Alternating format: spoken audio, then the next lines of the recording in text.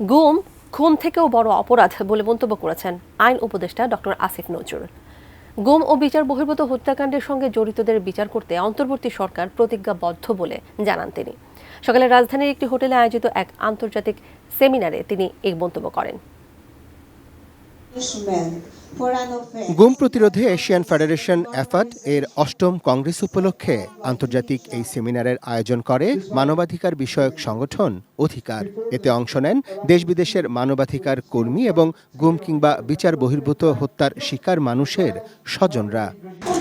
একটা সন্তান আছে বা নাই, আমাদের অপেক্ষার প্রহরটুকু একটু শেষ হইতে দেয়। Abductions, human rights violations, enforced disappearances. First, it was in the wake of the war on terror, and now it's become a pandemic.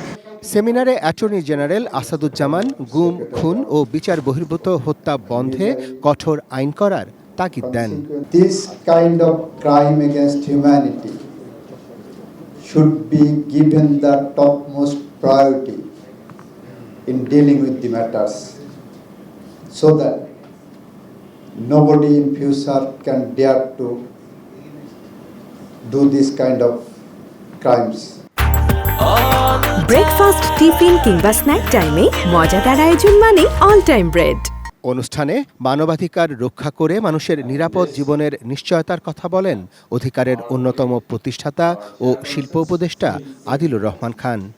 Justice is the priority not only for the victims of enforced disappearances. Justice is the priority for all the people of Bangladesh who suffered under the brutal fascist regime in the last 15.5 years. আলোচনায় অংশ নেন অন্তর্বর্তীকালীন সরকারের আইন উপদেষ্টা doctor Asif Nazrul.